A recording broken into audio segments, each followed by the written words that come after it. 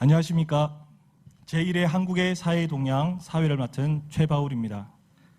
바쁘신 일정 가운데 올해 처음으로 개최되는 한국의 사회 동향 포럼에 참여해 주신 여러분들께 감사를 드립니다. 우리 사회가 현재 어떤 상황에 있는지, 그리고 우리가 좋은 방향으로 가고 있는지를 통계개발에서는 매년 연말 한국의 사회 동향 책자를 발간하고 있습니다. 책자에서 그치지 않고 여기에서 중요한 부분들을 모아서 오늘 전문가분들을 모시고 또 국민 여러분들과 함께 소통하는 자리를 마련하였습니다. 오늘 포럼의 주제는 코로나19 시대 포용 사회로의 성장, 현황과 전망이라는 주제로 진행될 예정입니다. 오늘 행사는 직접 방문하지 않고 온라인으로 한 400여 분이 참여하시고 사전 등록을 해주셨습니다. 비록 앞에 보이시진 않지만 화면에서 함께해 주시는 여러분들 환영하고 처음부터 끝까지 자리해 주시기를 부탁드리겠습니다. 그럼 첫 번째 순서로 통계청 김광섭 차장님의 인사 말씀이 있겠습니다. 차장님을 단위로 모시겠습니다. 네, 안녕하십니까. 통계청 차장 김광섭입니다. 먼저 사회동향 포럼의 첫 번째 개최를 알리게 되어 매우 뜻깊게 생각을 합니다. 코로나 때문에 직접 이 자리에 참여하지 못하고 온라인을 통해 참여하시는 여러분들께 감사의 말씀을 드리고요. 서울대학교 이재열 교수님을 비롯한 포럼에 참여하시는 전문가 여러분들께도 감사의 말씀을 전합니다. 오늘 포럼은 통계청 통계개발원과 서울대학교 아시아연구소의 협력으로 개최하게 되었습니다. 포럼을 준비해 주신 여러분들께도 감사의 말씀을 드립니다. 통계청에서는 국민 생활의 수준을 가늠하고 사회 분야별 주요 변화 양상을 보여주는 한국의 사회 동향을 2008년부터 보고서 형태로 매년 발간하고 있습니다. 오늘 포럼의 개최가 이러한 우리 사회의 중요한 변화와 시사점을 국민들과 공유하고 국가정책이 데이터 기반으로 수립될 수 있도록 전문가와 정책 담당자 그리고 일반 국민들이 함께 참여한 값진 소통의 장이 될 것으로 기대하고 있습니다. 특히 오늘 이 자리에서는 코로나19 시대와 포용사회로의 성장을 주제로 전문가분들을 모시고 토론을 진행하며 참여자분들의 질문에도 답변을 드릴 예정으로 있습니다. 신종 감염병으로 인해 우리 모두가 힘든 상황이지만 주위를 둘러보면 노인 가구, 1인 가구, 취약계층의 삶은 더욱더 어려운 것이 현실입니다. 오늘 포럼을 통해 코로나19로 변화된 우리 사회를 돌아보고 취약계층의 현안과 문제점을 함께 공유하며 더 좋은 사회로 나아가야 한다는 보편적 가치에 대해 다 같이 고민해 봤으면 합니다. 많은 분들이 관심을 가지고 함께 고민을 나눌 수 있는 토론의 장을 마련한다는데 이번 포럼의 의미가 있다고 생각을 합니다. 다시 한번 참여해 주신 여러분들께 감사의 말씀을 전합니다. 감사합니다. 네, 차장님 말씀 감사드립니다. 다음 순서로 기조 강연이 있겠습니다. 기조 강연은 수년 동안 한국의 사회동향 연구 책임자로 계시고 그리고 현재 한국사회과학자료원 원장 그리고 서울대학교 사회학과 교수로 역임하고 계신 이재열 교수님께서 진행해 주시겠습니다. 이재열 교수님을 단위로 모시겠습니다.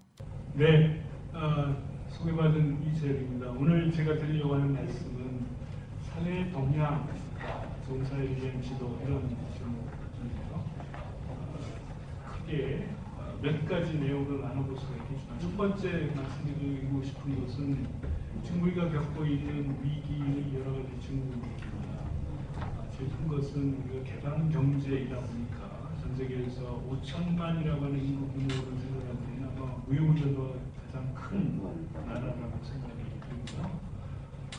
지난 20여 년 동안 170조 원에 해당이 되는 그런 그 예산을 썼음에도 불구하고 저출산의 문제가 점점 더 가속되고 있습니다.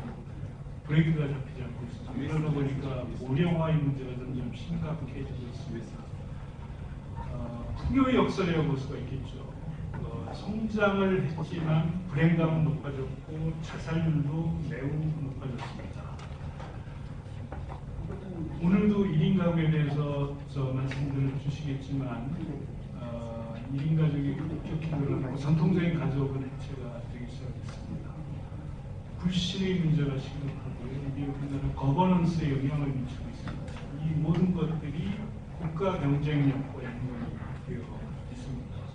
우리만 이런 이 과정을 겪은 것은 아니라고 1970년대 영국에서 프레드 호시라고 하는 경제학자는 당시에 영국이 겪었던 경험을 책으로 소개했습니다. 성장의 사회적 한계라고 하는 이런 제목의 책을 쓴 바가 있습니다. 여기에서 여러 가지 얘기를 했지만 포인트는 왜 풍요로워진 사회에서 더 사람들은 더 화가 나고 분배에 대한 강박이 더 커지게 되고 미적으로나 성적으로는 극단적인 개인주의를 지향하는 사회에서 분배에 대해서는 굉장히 집단주의적 요구가 나타나는 것이라고 했는데 그 키포인트는 물질제와 이 지위적인 부분이라 이렇게 볼 수가 있겠습니다. 물질제라고 하는 것은 공급을 늘리면 효용이 늘어나는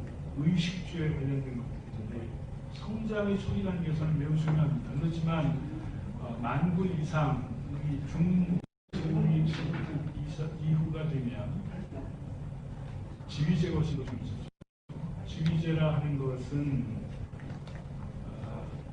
나의 같은 것을 요구하는 남들의 요구에 컨틴전트하게 거기에 의해서 결정이 되는 것들이라고 볼 수가 있는 대표적인 것이 좋은 교육, 좋은 직업, 그 다음에 좋은 위치에서의 주거 등등 이런 게 되겠습니다. 그래서 대학 입시의 문제는 대학 진학률이 높아졌음에도 불구하고 해결되지 않고 있고요. 주택 공급률이 110%에 달했지만 주택 문제는 우리에게 특히 수도권에서의 주택 가격이 계속 급성장을 하는 이런 모습을 보여주고 있습니다.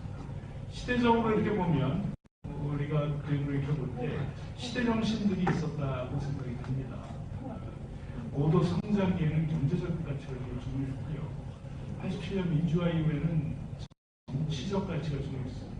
근데 지금 우리는 어떤 가치를 지향을 해야 되는가 생각해 보면 결국은 사회적 가치다 이렇게 볼 수가 있고 그것은 사회자본 혹은 그 사회 품격과 밀접하게 연관이 되어 있는 것이다 이렇게 볼 수가 있겠습니다. 최근 우리가 코로나19를 겪으면서 많은 것들이 드러났습니다.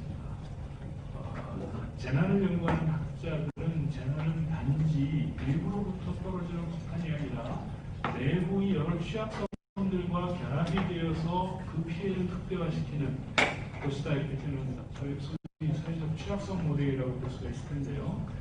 그렇게 해서 보면 무대 위에서 잘 정돈되어 있는 역할을 하던 사람들의 모습 이외에 재난은 무대 뒤 이면을 확 열어주는 것입니다. 우리 사회에서는 감옥처럼 닫혀있는 많은 조직들이 있었다는 것이 그래서 드러났습니다. 신천지교회라든지 정신병원이라든지 콜센터 등등에서 확진자들이 주로 발생을 하는 것을 알 수가 있습니다. 중국은 시민사회가 없는 국가주의 사회의 여러 문제들이 있고요. 미국은 공익성이 사라진 자유주의 경쟁사회의 여러 문제들, 시험 그 다음에 보편성이 없는 의료보험 문제, 인구격차, 최근에는 인종차별까지 겹친 극단적인 사회 갈등으로 가는 유럽에서는 공공의료 시스템들이 많은 한계를 가지고 무너진 것들을 잘 보여주고 이렇게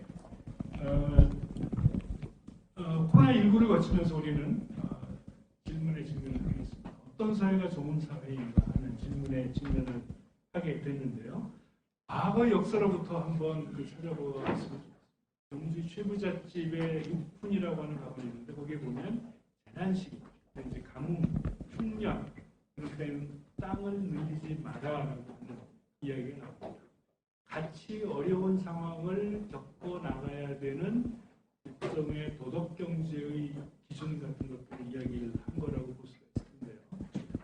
우리 최부잣집만의 문제가 아니라 인류 역사를 보면 1930년대에 물질적이고 경제적인 가치를 중심으로 시작을 했던 평가의 어떤 기준 같은 것들이 60년대 이후에는 사회적인 기준, 사회적인 모습. 이때부터 삶의 질에 대한 관심, 사회의 품격에 대한 관심이 국제적으로 중요해지기 시작합니다. 2000년대 이후에 오면 생태적인 가치, 책임감, 환경 가치 등등에 대한 논의가 높아지게 됐습니다. 바꿔 얘기를 하면 과거 도덕 경제와 최근 유엔이 제시한 지속 가능 발전 목표 사회에는 많은 유사성이 있다고 생각이 되는데 그 포인트는 한마디로 얘기를 하면 그다음에 경제적인 효율성, 환경에 대한 책임성 등등.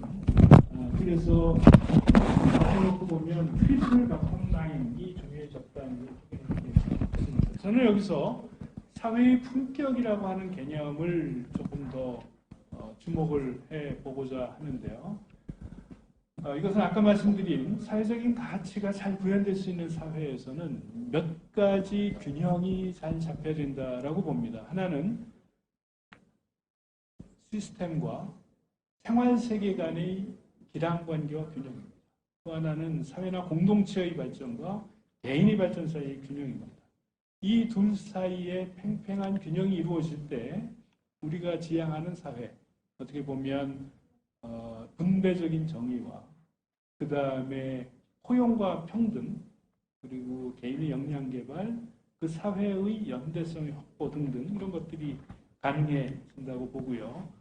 그것이 결국은 그 사회를 안전하게 만들 것인지 위험하게 만들 것인지 포용적인 사회로 만들 것인지 차별하고 배제하는 사회로 가져갈 것인지 활력 사회일지 무기력 사회일지 신뢰 사회일지 불신 사회일지를 결정한다고 생각을 합니다.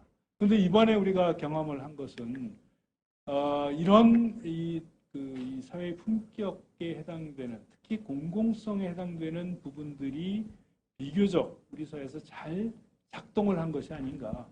그것을 저는 공익성의 측면에서 시스템 수준에서 거시적으로 진단 역량을 확보를 하고 보편적인 의료 시스템을 구축한 데서 원인을 찾을 수 있다고 생각을 하고요. 그 다음에 인종이나 이주민이나 이런 이 남녀노소 종교에 관계없이 차별 없는 그런 검진을 하고 치료를 하는 공정한 진료를 했고 자발적으로 시민들이 참여를 했고 그 다음에 투명하게 정보를 공개를 하고 위험 커뮤니케이션을 잘했다라고 하는 점에서 아주 전통적인 의미의 공공성 여러 영역들을 잘 발휘하는 계기가 됐다. 물론 이것만으로 문제를 다 풀 수는 없겠죠. 그렇지만 그동안 우리가 겪어온 많은 재난과 어려움들이 취약한 공공성 때문에 생겨난 것들이 많았다라고 하는 점을 상기를 해본다면 이번 코로나19의 대응 과정에서는 공익성에만 몰두했던 중국 모델이나 개인의 자유를 지나치게 강조하다가 공익성을 다 잃었던 미국 모델 혹은 다른 나라의 모델들에 비하면 비교적 공익성, 공정성, 시민성, 공개성이 골고루 발휘가 될 수 있는 한국 사회에서의 어떤 새로운 가능성을 보여주는 지표라고 이렇게 생각을 합니다. 아직 끝난 것은 아닙니다만 바로 이런 과정들을 겪으면서 우리는 사회 동향이라고 하는 것은 국민들의 눈높이에서 그 사회의 품격이 어떤 것인지 국민들의 삶의 질에 어떻게 영향을 주는지를 잘 볼 수 있게 해주는 스토리텔링의 한 전형이 되었다라고 하는 점에 큰 자부심을 느끼고요. 그것은 앞에 말씀드린 것처럼 우리 사회가 얼마나 안전한지 위험한지, 포용적인지 배제적인지, 활력 있는지 무기력한지, 신뢰에 넘치는지 서로 불신한지를 가늠하는 중요한 척도들을 보여주는 계기가 된다고 생각을 합니다. 특히 드러나고 있는 다양한 취약한 집단들이 누군지를 판별함으로 해서 앞으로 정책적인 개입이 누구를 목표로 해야 될지에 대해서 잘 보여주고 있다고 생각을 하고 있고요. 그 다음에 국제 비교를 통해서 우리가 개선할 가능성 어디인지를 보여줄 수 있고 이런 것들이 전반적으로는 근거 기반 정책 마련의 토대가 될 수 있다고 생각을 합니다. 오늘 이렇게 그 사회동향 포럼을 첫 번째 시작을 하면서 이 의미에 대해서 여러분들과 같이 나눌 수 있게 되어서 참 감사했고요. 그리고 끝까지 경청해 주셔서 감사드립니다. 고맙습니다. 다음으로 코로나19 시대와 포용 사회의 성장, 현황과 전망에 대한 주제 발표가 진행되겠습니다. 좌장은 통계개발원 전영일 원장님께서 이후의 순서를 진행해 주시겠습니다. 19도 어떤 면에서는 기대치 않은 위기가 있었는데 잘 대응하지 않았습니까? 오늘 플랜 A가 있었지만 플랜 B를 가지고 약간의 지금 그 시청하는 데에 문제가 있지만 우리 여러 그 관심 있는 분들께서 계속 잘 관심을 가지고 들어주시면 좋겠습니다. 플랜 B를 가지고 현재 진행 중입니다. 현재 사회 전체가 코로나19 이전과 이후를 나눌 수 있을 만큼 정부의 역할에서부터 개개인의 삶의 양식까지 많은 변화를 겪고 있습니다. 코로나19는 다들 경험하시는 대로 현재 진행형입니다. 그런 의미에서 토용사회로서의 현황과 전망을 짚어보는 오늘 행사가 상당히 뜻깊은 행사라고 생각됩니다. 온라인으로 진행되는 오늘 이 행사에 발걸음을 하여 주신 여러 그 발표자들, 지금 방금 발표하신 우리 이재열 교수님, 그리고 포함해서 이제 곧 말씀드릴 그 발표자들, 또 토론자분들, 온라인으로 지금 시청하고 계신 여러 시청자분들께 다시 감사의 말씀을 드립니다. 오늘 발표는 서울대학 조병희 교수님, 서울연구원 변미리 선임연구위원님, 한국행정연구원 류현숙 선임연구원님께서 진행해 주시겠습니다. 토론회는 바로 이어서 방금 기조 발표를 하신 서울대학 이재열 교수님과 우리 연세대학 한준 교수님께서 같이 참여하시겠습니다. 이제 발표가 진행되는 동안 질문이나 의견 사항이 있으면 지금 보고 계신 홈페이지 하단에 질문 및 의견 보내기라는 그 난이 있습니다. 질문 및 의견 보내기. 바로 거기를 그 난을 통해서 바로 타이핑을 하시면 보내실 수 있으십니다. 질문하신 분의 개인정보는 공개되지 않고 자유롭게 질문과 의견을 보내주시면 바로 이어지는 종합토론 시간을 이용해서 추가로 논의를 하도록 하겠습니다. 각 발표는 지금 기술적인 문제로 좀 지연이 돼서 우리 그 발표자들께서 한 12분 정도로 조금 줄여주시면 감사하겠습니다. 그리고 전반적인 그 토론도 원래 저희들이 55분을 계획을 했었는데 아마 30분 내외 정도로 오히려 우리가 진행을 하도록 하겠습니다. 발표와 토론에 참여해 주시는 모든 분들께서 이 시간을 잘 지켜주시면 감사하겠습니다. 자, 그럼 첫 번째 발표자이신 우리 서울대학의 조병희 교수님을 모시겠습니다. 조 교수님께서는 보건사회학을 전공하셨고 의료 체계 및 이용 분야를 주로 연구하고 계십니다. 오늘 발표는 첫 번째 발표는 신종 감염병 발생 동향과 함의에 대해서 전하시겠습니다. 조병희 교수님 시작하시죠. 이 질병 발생의 과정을 연구하는 학문 분야를 역학이라고 이제 하는데 전통적으로 역학에서는 이제 어떤 그 질병의 발생 양상이 세 단계로 되어 있다 이렇게 표현을 했습니다. 그래서 산업화 이전까지 이제 감염병과 이제 기근의 시대, 그 다음에 어떤 그 감염병으로부터 감염병이 물러가는 시대, 그 다음에 이제 만성병 시대 이렇게 구분을 하다가 90년대 들어와 갖고 이제 약간의 이제 추가되는 상황들이 발생합니다. 그래서 98년에 바렛이라는 분이 신종 감염병 시대다 하고 이제 이렇게 새롭게 표현을 하게 됐습니다. 이 신종 감염병이라고 하는 것은 뭐 이전에 알려지지 않았던 새로운 감염병이 발생했다 하는 이런 의미이지요. 그리고 이 2000년대 들어와서 세계보건기구도 이 신종 감염병이 과거에 볼 수 없었던 이 대규모로 이제 출현하고 있기 때문에 각국이 이제 좀 잘 대비해야 된다 하는 이런 경고를 했는데. 여러분들도 이제 아시는 것처럼 2002년도에 이제 사스를 비롯해서 그다음에 조류 독감, 그다음에 이제 인플루엔자 A, 그 돼지 독감이라고도 했죠. 그다음에 메르스 뭐 등등 이러한 신종 감염병이 2, 3년마다 한 번씩 이제 전 세계적으로 발생하는 이런 양상을 보여주고 있습니다. 그러면은 이 80년대까지 이런 일이 없었는데 왜 90년대 이후에 이렇게 새로운 감염병이 이제 등장하게 됐는가에 대해서 크게 세 가지 요인을 들어볼 수가 있습니다. 하나는 이제 생물학적 요인으로서 어떤 이런 인간도 그렇지만 이제 어떤 이런 바이러스나 박테리아가 살 수 있는 생태계가 기후 변화라든가 하는 뭐 이런 이유로 인해서 어떤 이제 생태계 변화가 일어났고, 그래서 과거에는 이제 이 밀림 속에 있거나 뭐 이런 좀 인간으로부터 멀리 있었던 이제 이런 이 바이러스들이 인간 사회보다 이제 가깝게 진출하게 되는 이런 변화가 일어났다는 얘기고, 두 번째, 그러한 변화를 좀 더 용이하게 해주는 게 사회경제 구조의 변화다. 그래서 경제 발전으로 인해서 국제적인 규모의 어떤 인적, 물적 교류가 일어나고 있는 현실이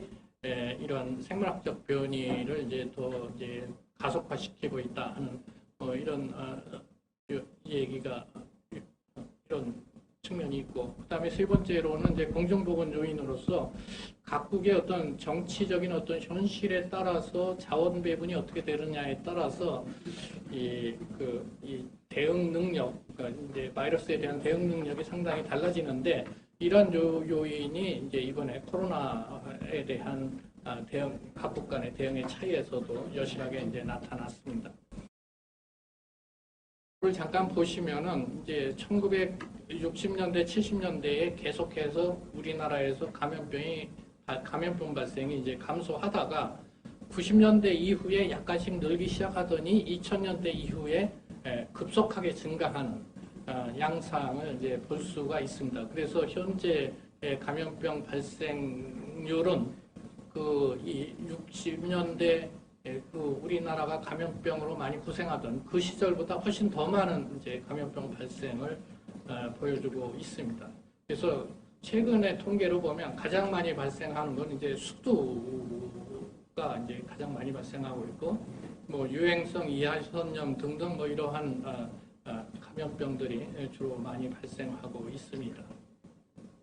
그다음에 이제 신종 감염병 측면에서 국내에 발생한 상황을 이제 살펴보면은 중국에서 사스가 굉장히 크게 유행을 했었지만 우리나라에서는 약간 스쳐 지나가듯이 이제 지나갔고, 그다음에 이제 조류독감도 우리나라에서는 이제 보고가 되지 않았고, 그다음에 이제 신종 인플루엔자가 이제 굉장히 많이 이제 우리나라에서도 70만 명 이상 감염이 됐었는데, 다행히 이제 이것은 이제 백신이 치료제가 있었기 때문에 큰 사회적인 임팩트가 없이 이제 지나갔습니다.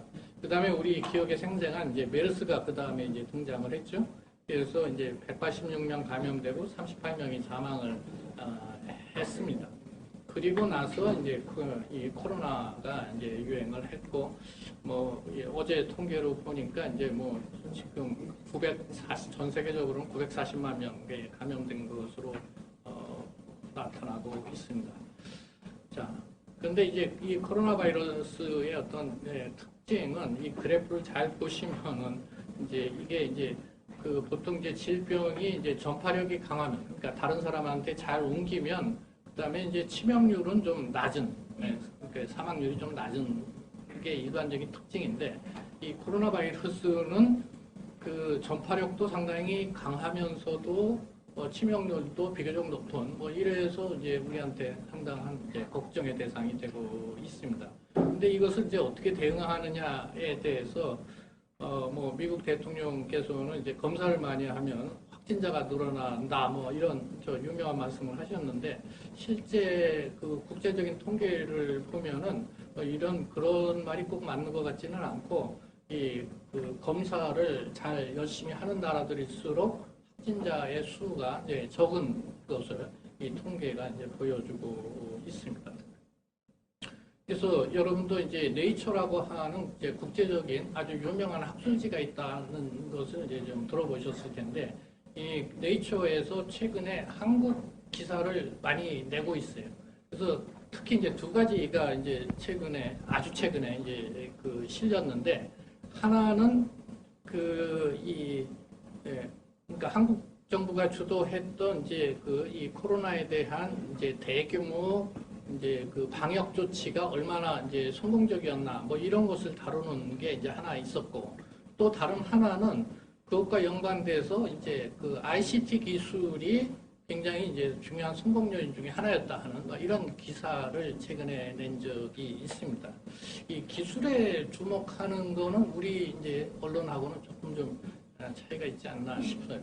그래서 저 나름대로 이 한국의 그 코로나 대응을 잘했다 이렇게 평가를 받는 이유가 뭘까 하고 생각을 해보니까 대체로 세 가지 정도 지적할 수 있을 것 같습니다. 하나는 이제 방금 말씀드린 이제 기술이죠. 그래서 진단 시약을 만들어낸다든가 검사소 설치 운영하고 이 검체를 빠르게 이제 분석하고 하는 이런 것들인데, 이게 그 일반인들은 뭐 잘 모르고 지나가시겠지만은 이제 좀 따져 보면은 이게 상당히 그 고비용 구조입니다. 고비용 방역 체계입니다. 그래서 고비용 방역 체계이기 때문에 이제 그 이 다른 저소득 국가는 이 시스템을 도입하는 게 상당히 이제 어려운 이런 문제가 있죠. 그다음에 두 번째는 이제 공동체적인 요인입니다. 그러니까 이제 그 가족들이 감염될까봐 솔선해서 뭔가 이제 조심을 하고 뭐 하는 이러한 시민들이 이제 있었기 때문에 이제 이게 성공할 수 있었다 이렇게 생각이 됩니다. 이제 세 번째는 잘 아시는 것처럼 이제 정부의 역할이죠. 정부가 어떤 병원을 잘 배정을 한다든가 뭐 하는 또 의료보험제도를 잘 운영한다든가 하는 이런 측면들이 이제 성공 요인에 이제 들어가겠습니다. 자, 그런데 외부적으로는 이렇게 알려져 있지만 실제 이제 전문가 입장에서 판단해 볼 때 그 가까스로 위기를 넘기지 않았는가 하는 이런 생각입니다. 왜냐하면은 우리나라의 의료의 대응 역량이 기초 실력이 상당히 약한 편입니다. 특히 의사하고 간호사가 이 선진국 수준에 거의 뭐 한 60% 수준 이런 정도밖에 안 됩니다. 인력이 굉장히 부족하다 하는 얘기죠. 그 다음에 이 병상 수는 비교적 좀 많기는 하지만 중요한 거는 그 중환자실 병상이 필요한데 중환자실 병상은 OECD 평균보다 훨씬 떨어집니다. 자, 그러니까 의사, 간호사도 부족하고 병상도 실질적으로는 좀 부족한 이런 게 지금 우리나라 이제 현실이고, 그다음에 더더욱이 문제는 대부분의 의사와 병상이 민간 부분에 가 있고 정부가 감염병 환자 관리를 치료를 위해서 동원할 수 있는 공공병원은 굉장히 적다 하는 얘기예요. 자, 그러니까 이런 상황에서 코로나 방역을 그래도 성공적으로 했다고 하는 것은 거의 기적 같은 일이 아닐까 하는 이런 생각이 듭니다. 그래서 이 공공의료의 역량을 어떻게 강화할 것이냐 하는 게 이제 상당히 이제 취약 요인으로 남아 있고, 또 다른 하나는 이 감염 분포를 보면은 이게 누구나 위험이 똑같은 게 아니고 차별적으로 이 위험이 분포가 돼 있어요. 그래서 노인 요양 시설이라든가 정신병원이라든가 콜센터 등등은 훨씬 더 위험한데 이거에 대한 대응이 좀 선제적으로 이루어지지 못한 이런 측면이 좀 있고, 그 다음에 이제 코로나와 관련해서 어떤 사회적 차별이 새롭게 발생하는, 그래서 이제 성소수자 집결지라든가 감염자의 가족이라든가 의료 종사자의 가족 등등이 오히려 이제 사람들로부터 기피시 되는 이러한 현실이 제대로 대응되고 있지 못한 게 이제 상당한 취약 요인입니다. 그래서 앞으로 어떻게 해야 되느냐 했을 때 우리가 전쟁에 대비해서 군대를 갖다가 양성하는 것처럼 이 코로나가 한 번 끝날 게 아니라면은 이런 역병에 대비해서 헬스 시큐리티 개념으로 뭔가 재설계가 필요한 것이 아니냐. 그래서 현재 아주 잘 극복했다고 이제 생각은 하지만 거기에 상당 부분은 이제 봉사와 헌신에 기대해서, 이게 좋게 얘기하면은 뭐 공익성의 발현이고 시민성의 발현이라고 해석은 되지만 제 입장에서 볼 때는 이거는 물론 이제 좋은 속성이긴 하지만 제도적인 해결이 필요한 단계다. 저는 이렇게 생각을 합니다. 그 다음에 그 경제와 방역을 어떻게 접점을 모색할 거냐, 뉴노멀 얘기를 많이 합니다. 그런데 실제 현실에서 보면 특히 학교 현장이라든가 보면은 불평등이 굉장히 심화되고 있는, 그러니까 부모가 자녀를 돌보아줄 수 있는 여력이 있는 곳이 아닌 일반 학생들의 경우에는 거의 방치되고 있는, 이게 이제 학교 현장에서 목격을 할 수가 있습니다. 자, 그 다음에 이제 안전문화에서 이제 시민 주체성을 이제 어떻게 발현을 할 것이냐, 이 사회적 차별에 대해서 좀 더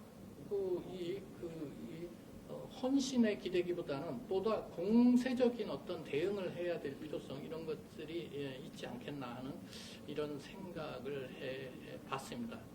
예, 뭐 짧지만 제 발표 여기서 마무리를 하겠습니다. 감사합니다. 조 교수님께 감사의 말씀을 드립니다.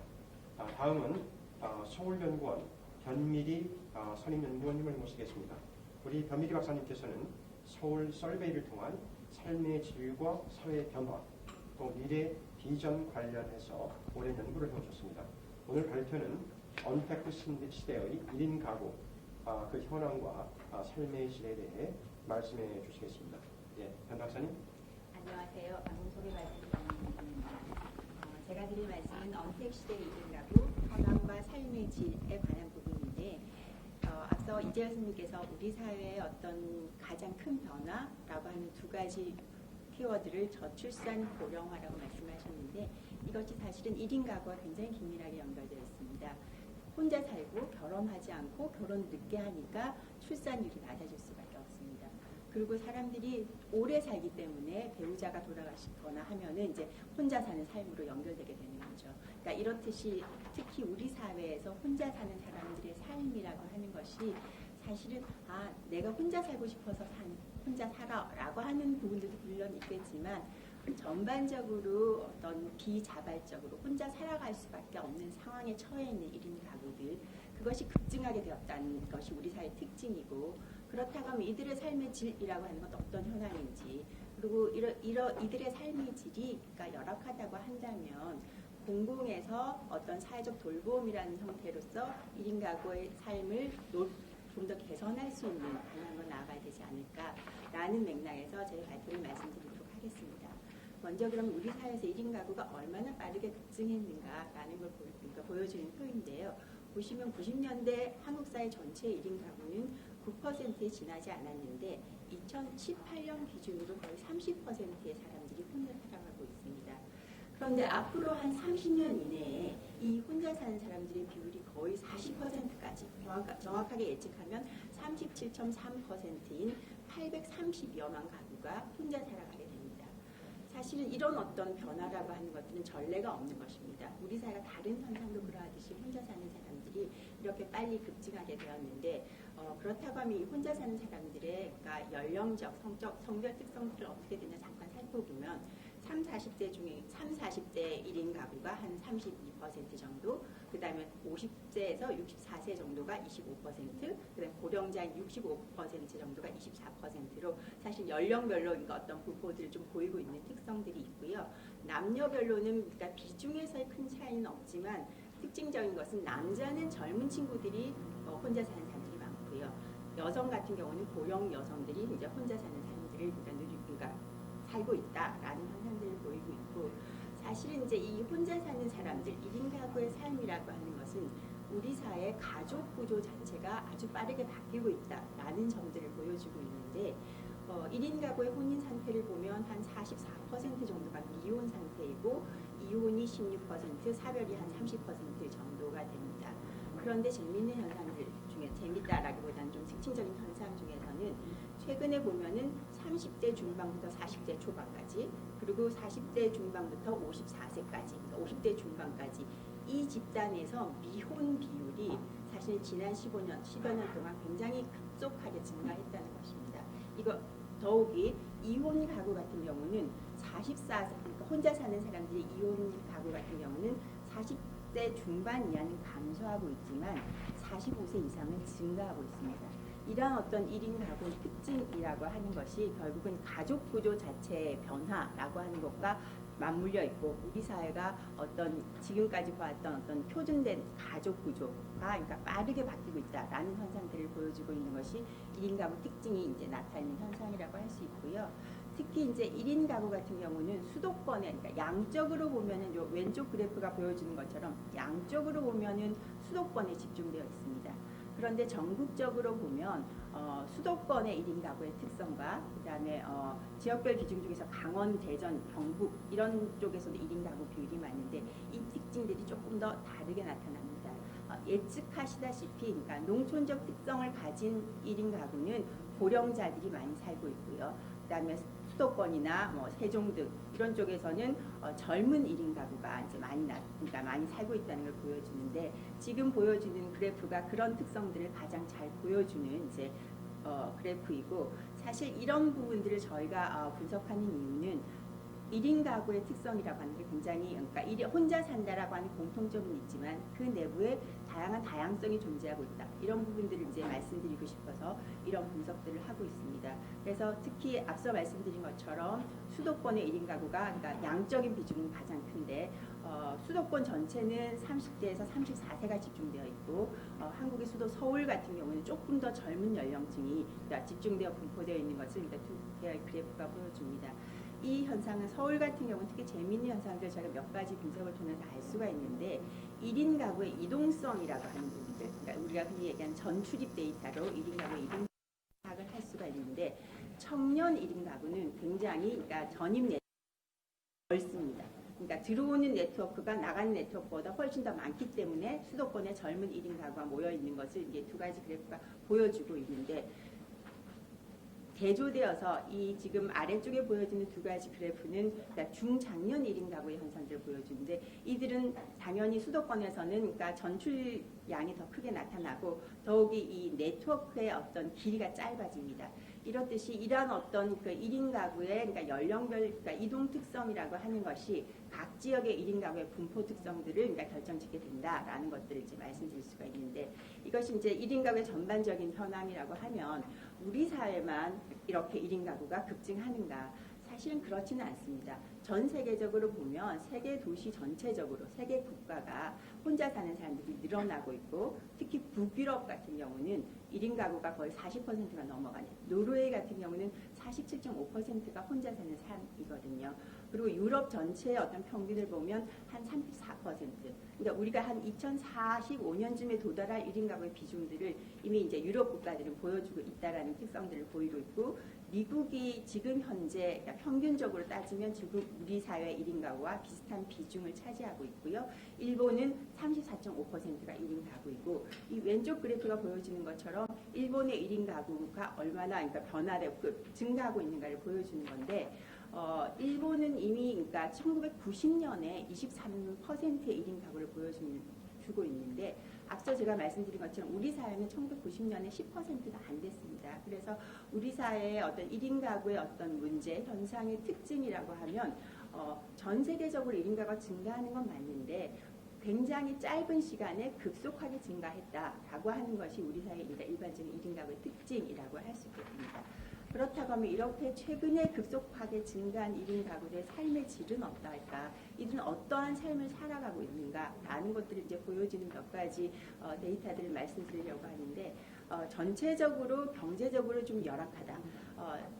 임금 근로자의 1인 가구 전체 61%가 취업 근로자인데 그 중에서 임금 근로자의 월 임금 수준이 200만 원 이하인 사람들이 한 36% 정도를 차지하고 있고 더욱이 1인 가구의 어떤 거처들을 보면 전체적으로 보면은 그러니까 주거 환경에서 단독주택의 비중이 제일 크지만 한 몇 년 전에 비교해서 그 숫자는 그러니까 그 비율은 아주 빠르게 줄어들고 있다라는 현상들을 알 수 있는데 그럼에도 불구하고 아래쪽 두 개의 그래프에서 일반 가구와 1인 가구를 비교해 보면 주택 이외의 거처에서 사는 비율이 1인 가구의 경우 일반 가구에 비해서 높다.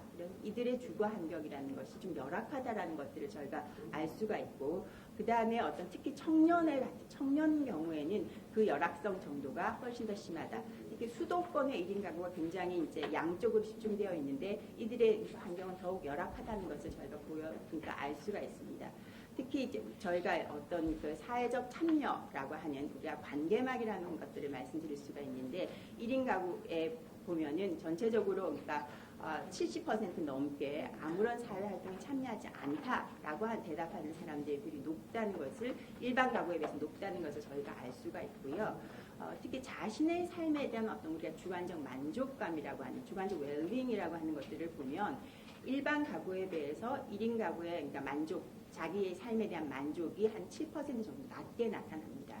더욱이 저희가 이제 소비 지출이라든지 아니면 여가 활동이라든지 이러한 것들을 통해서 1인 가구의 삶의 질을 파악을 하는데 이런 데이터들을 보면 1인 가구는 사실은 겉으로 보기에는 화려한 1인 가구가 사실은 시장의 주목을 받고 있지만 그 실체를 들여다보면 자발성보다는 1인 가구를 선택할 수밖에 없는 삶이라고 하는 것들이 놓여져 있고 그렇기 때문에 여가 활동은 그냥 TV만 시청한다든지 더 다양한 여가 활동을 하기 위해서는 경제적인 여유가 없다라는 이유들이 가장 크게 부각되는 이것이 이제 1인 가구의 전반적인 그러니까 삶의 모습이라고 할 수 있는데 그렇다고 하면 우리 사회가 1인 가구가 굉장히 급증하게 되고 이들의 어떤 비자발적 1인 가구화라고 하는 것이 우리 사회가 지금 당면한 문제라고 하는데 근데 사실은 이들 내부에서도 사실 굉장히 다양한 1인 가구 집단들이 존재하고 있습니다.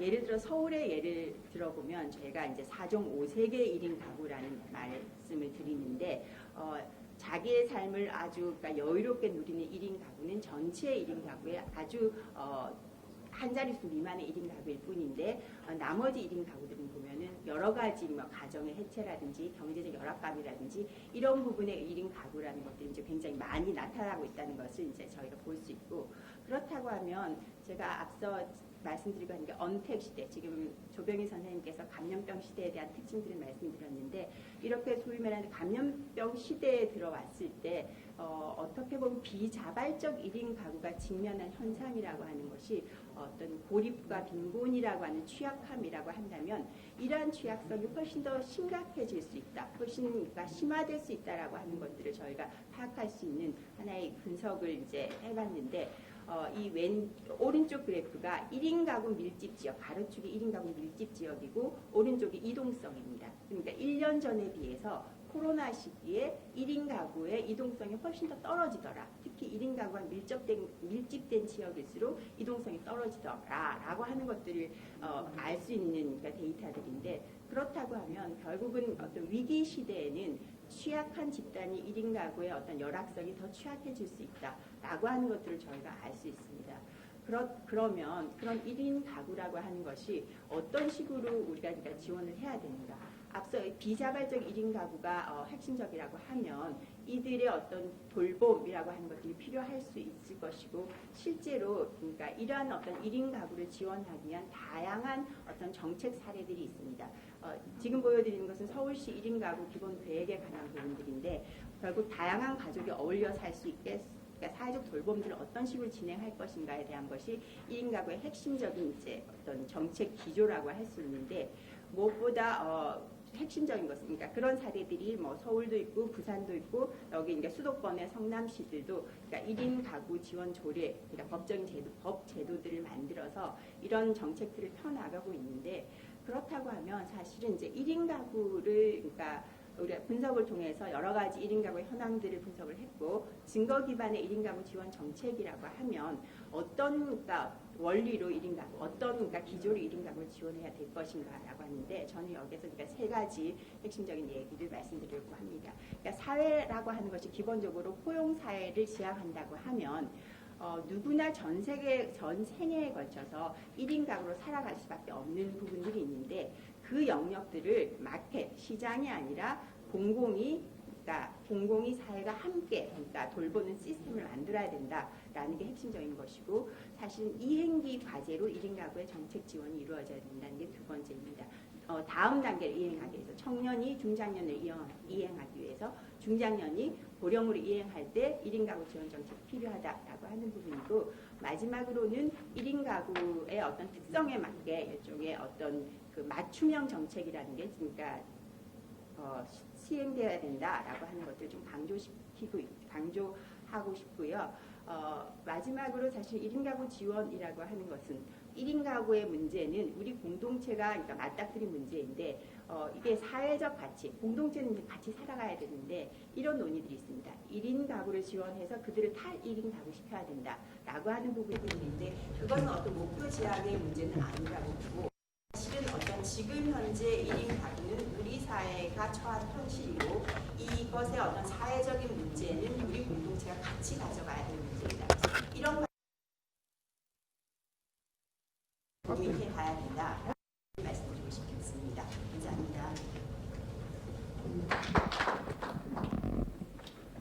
네, 감사합니다. 변미리 연구위원 오늘 그 두 번째 발표를 통해서 이 한국 사회의 1인 가구의 현황, 그리고 추세, 1인 가구 삶의 질에 대해서 인용을 하고 이 박사님. 네, 안녕하세요. 저는 한국행정연구원 류현숙이라고 합니다. 저는 오늘 그 안전 취약계층의 안전사고 동향하고 그다음에 여러분들이 초미에 관심이 있을 텐데 코비드-19 관련돼서 그 취약성들에 얼마만큼 이런 안전 취약계층들이 노출되어 있는지를 말씀드리고자 합니다.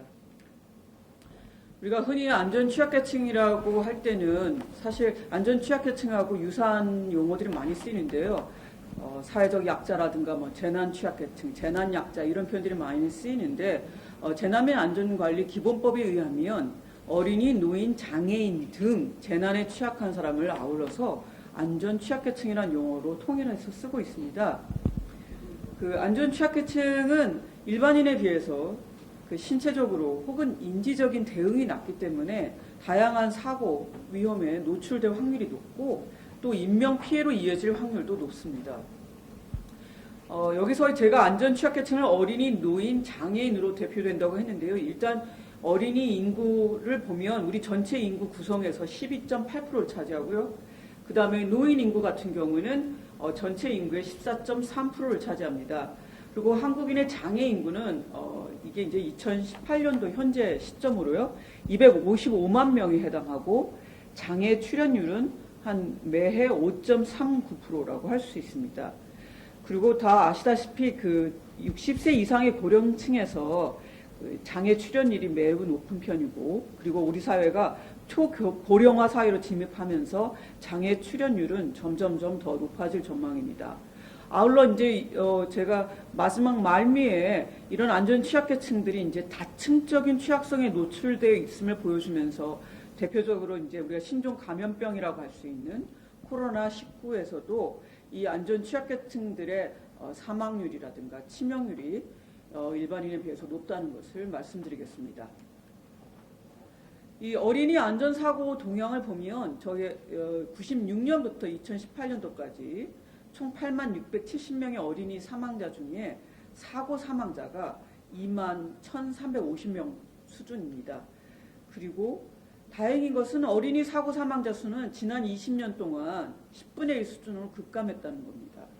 그리고 어린이 사망이나 어린이 안전사고는 대부분 어린이가 거주하는 주택 환경, 그 다음에 교육시설 환경, 그리고 여가라든가 문화, 놀이시설 근방에서 안전사고가 발생한다고 볼 수 있습니다.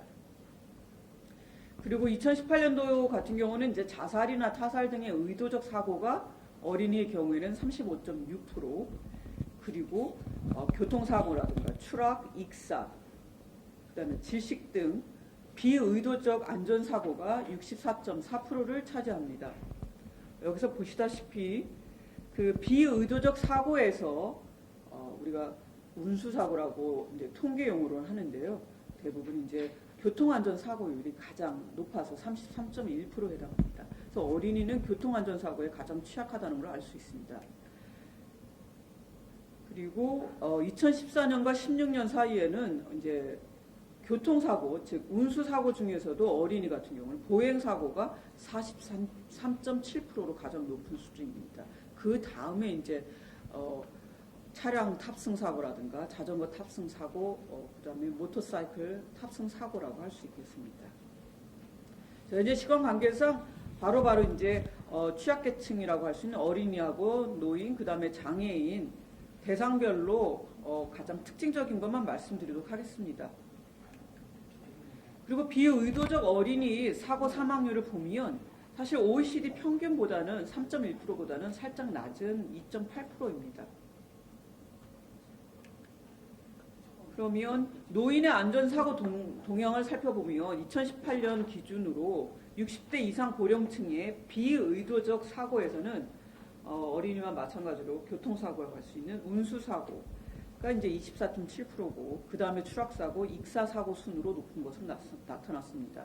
특징적인 것은 노인의 경우에는 의도적 사고 중에서 자살이 가장 높고 그 다음에 그 사고 사망률이 다른 연령층보다 우리가 짐작할 수 있겠지만 높은 것으로 나왔습니다. 그리고 여기서 한번 더 주목해 볼 만한 거는 60세 이상의 노인 중에 4.7%가 지난 1년간 자살 충동을 느꼈고 그 이유로는 건강상의 이유, 경제적 어려움, 가정불화, 외로움 등으로 나타났습니다. 그리고 노인의 자살률을 그 OECD에서 발표한 이 보고 결과인데요. 한국의 10대 자살률의 13배고 그 격차는 점점점 증가할 거라고 해서 노인 자살률이 높은 것에 대해서 OECD에서 경고한 바 있습니다. 그다음에 노인의 비의도적 사고로 인한 사망 중에서는 앞서 말씀드린 바와 같이 어린이 안전사고와 같이 운수사고, 즉 교통사고의 비율이 가장 높은 것으로 나타났습니다. 그리고 2012년부터 18년도까지 전체 교통사고 발생 건수는 감소했으나 노인의 교통사고 발생 건수는 동일 기간에 더 증가한 것으로 37.1% 증가한 것으로 나왔습니다. 특히 고령자에서는 이런 교통사고 중에서도 보행안전사고가 많은 것으로 나왔습니다.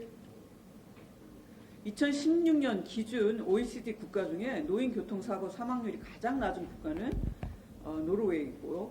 그다음에 노인 인구 10만 명당 3.6명 수준으로 볼 수 있는데 우리나라 같은 경우에는 25.6명입니다. 그래서 10만 명당 25.6명으로 OECD 평균인 8.8명의 사망률에 비해서 약 한 3배 정도 높은 수치를 보이고 있습니다. 그 다음 이제 장애인의 안전사고를 보면 2000년 이후에 한국 이제 고령화 사회로 진입함에 따라서 이제 노인이면서 장애인을 가진 분들의 이제 비율이 지속적으로 증가하고 있고요. 그리고 이런 연령과 장애 출연율이 정비례인 관계는 노화에 따라서 뭐 시력저하라든가 청력저하라든가 지체장애라든가 이런 신체 능력이 감소하면서 이것이 다시 노인이면서 장애를 갖게 되시는 인구 비율이 높아지는 경우라고 볼 수 있겠습니다. 그리고 2012년 전체 인구 사고 발생률은 0.7%인데 이제 전체 인구 대비 장애인의 안전사고 비율이 이제 집계된 게 2012년 자료밖에 없어서 데이터가 조금 올드하죠. 장애인의 경우는 7.7%로 집계돼서 사실 장애인이 비장애인에 비해서 안전사고라든가 사건 등의 이런 위험에 노출되는 혹은 취약한 것이 한 10배 이상 높다는 것을 볼 수 있습니다. 그다음에 2016년 기준의 교통사고의 같은 경우에는 일반인의 사망률이 10.1명인 것에 반해서 장애인 같은 경우 32.5명으로 비장애인에 비해서 장애인의 사망률이 3배 이상 높은 것으로 나왔고 추락사고 사망률 역시 그 비장애인에 비해서 장애인의 사망률이 4배 정도 높은 걸로 나왔고요. 특히 여기서 이제 저희가 주목해서 볼 만한 것이 화재 시 그 장애인의 사망률을 보면 57.4%로 비장애인의 그 12.1%보다도 또 높아서 한 5배가량 장애인이 그 화재 시에 사망률이 높다는 것을 알 수 있겠습니다. 그 밖의 것은 이제 저희가 그 앞에 화면으로 보시는 자료들을 보면 될 것 같고요. 왜 이렇게 장애인들이 비장애인보다 안전사고에 더 노출되고 취약한 걸 보면 뭐 충분히 가능한 거겠지만 거동이 불편한 어떤 지체장애라든가 인지장애, 그러니까 발달장애 같은 이런 것들은 사실 평상시에도 이런 일상적인 안전사고에 노출되어 있다는 걸 알 수가 있겠습니다.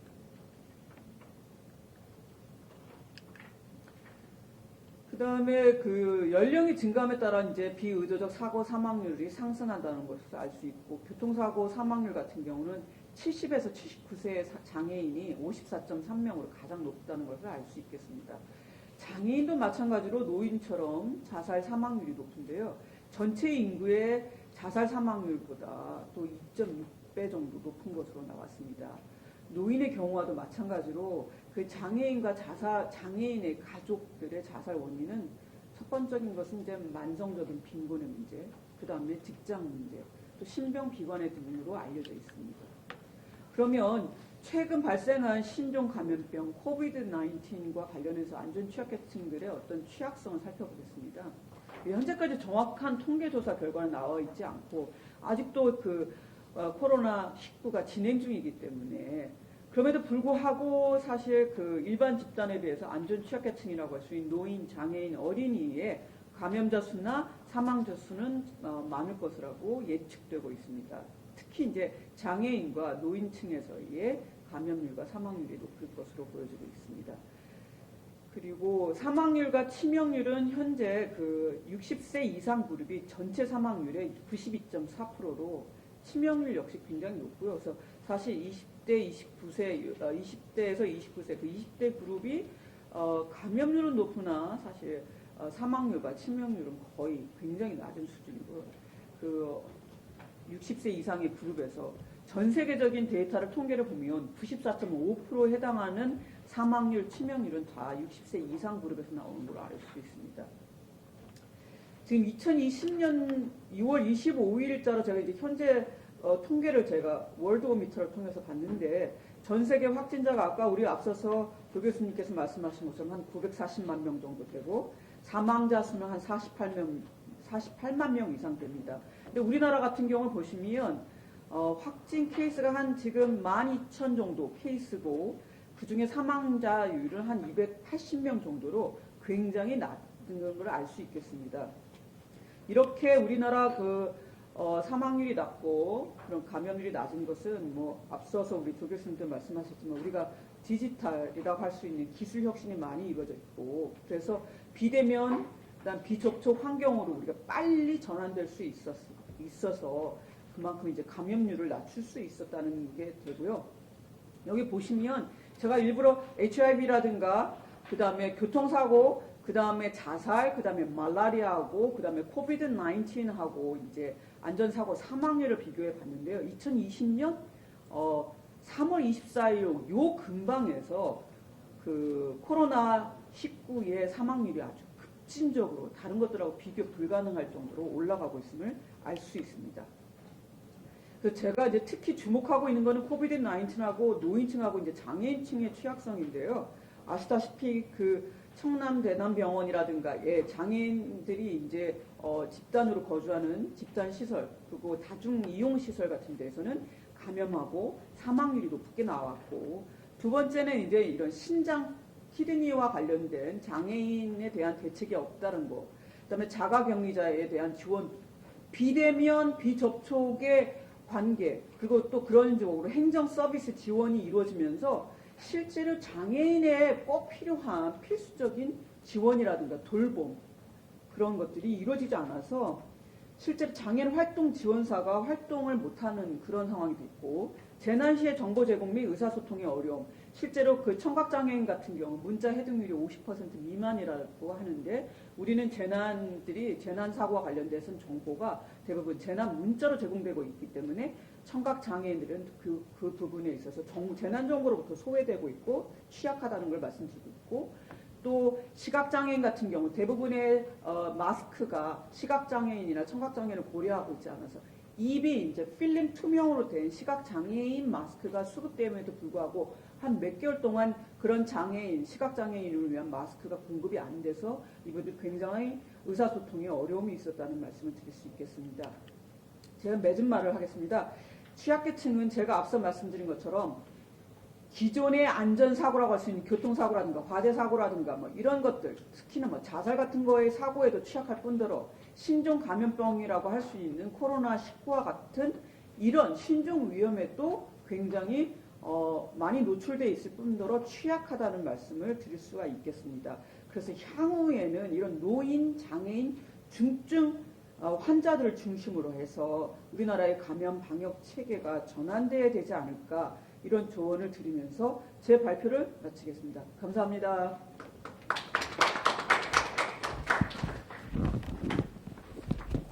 네, 그럼 발음을 하도록 하겠습니다. 우리 유 박사님께서 좋은 발표 감사합니다. 오늘 이 유 박사님 그 한국행정연구원에 계신데요. 오늘 발표를 통해서 어린이, 노인 그리고 장애인의 안전사고 동향과 또 이런 그 신종 감염 위험에 대한 바로 어떤 그 취약성들을 좀 아주 깊이 있게 분석을 해주셨습니다. 지금 세 우리 그 발표자들께서 사실은 바로 이 한국의 사회 동향이라는 이 종합 보고서에 나온 그 내용들을 사실 중심으로 발표를 해주셨지만 추가로 지금 현재 우리 사회에서 현재 진행형으로 진행되고 있는 바로 이 코로나 19의 그런 그 관련된 부분들을 추가적으로 해주셨습니다. 그래서 지금 이 책자가 그냥 책장에 꽂혀 있는 것이 아니고요. 지금 우리 시청자들의 손에 또 저희 그 발표자들의 손에 사실 새로운 모습으로 가장 최근의 그 데이터를 중심으로 해서 지금 발표들이 되어지고 논의가 되어지고 지금 이제 이어서 토론을 하고 있다고 생각을 하시면 됩니다.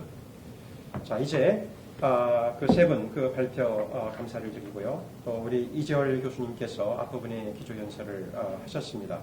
지금부터는 종합 토론을 진행하도록 하겠습니다.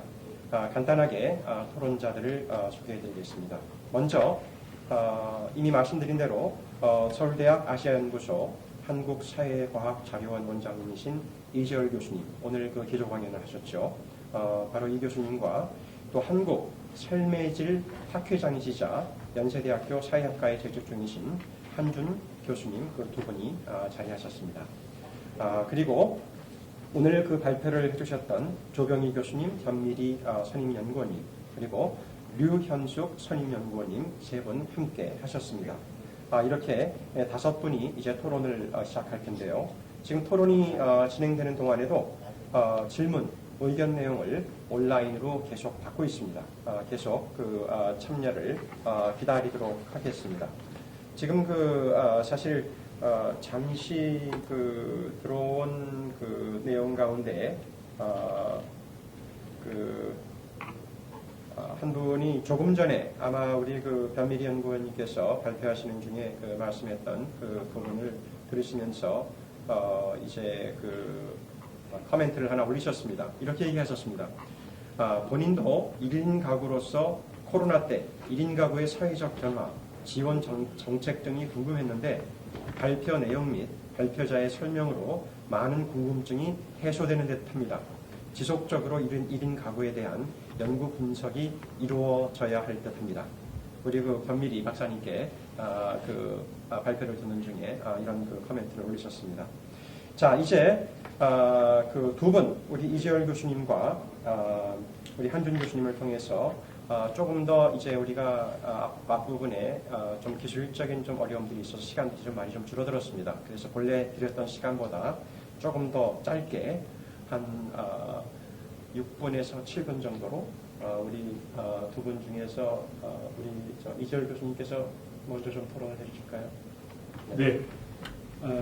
세 분 발표 잘 들었습니다. 세 분 모두 사회 동향 보고서를 작성하면서 아주 중요한 역할을 해주신 분들이라서 이 사회 동향 보고서의 의도가 뭔지 그리고 여기에서 국민들에게 어떤 컨텐츠를 어떻게 선별할지에 대해서 가장 잘 이해하고 계신 분들이다 저는 이렇게 생각을 하고 오늘 발표에서도 이게 잘 드러났다고 생각합니다. 어떻게 보면 우리가 지금 겪고 있는 변화를 조금 어떤 맥락의 위치 지음으로 해서 이 변화가 어디로 향하는 것인지 그 안에서 내가 겪고 있는 경험은 어떤 의미인지 이게 왜 이런 경험을 하게 되는지를 설명을 할 수 있는 그런 아주 좋은 이 사례들이라고 생각을 하는데 우선 조병희 선생님 발표하신 거에서 참 많이 배웠습니다. 많이 배웠으면서 또 동시에 한편으로 깊이 공감이 가는 여러 가지 분석들을 많이 해주셨는데 거기에 보태서 몇 가지 질문 겸 코멘트를 좀 먼저 드리고자 하면 첫 번째는 한국 방역이 비교적 이렇게 성공할 수 있었다. 아까 말씀하신 것처럼 취약한 어떤 의료 인력, 그 다음에 공공의료 병원들도 굉장히 숫자가 적고 외국에 비하면 그럼에도 불구하고 이렇게 잘 선방할 수 있었던 이유가 어디 있을까? 이렇게 설명을 해야 되는 하나의 퍼즐이죠. 수수께끼인데요. 제가 보기에는 가장 최근에 메르스 실패의 경험을 빼놓고 얘기하기는 좀 어렵지 않을까 싶은데 선생님 의견을 좀 여쭤보고 싶습니다. 왜 그러냐면 일종의 조직학습의 논리로 따져본다면 한 번 실패를 했을 때 철저하게 그 실패의 경험을 외부화하고 전문가들의 의견을 잘 듣고 그래서 문제점들을 효과적으로 잘 개선할 수 있으면 그러면 그 다음번에 대응이 잘 될 텐데 제가 깜짝 놀란 거는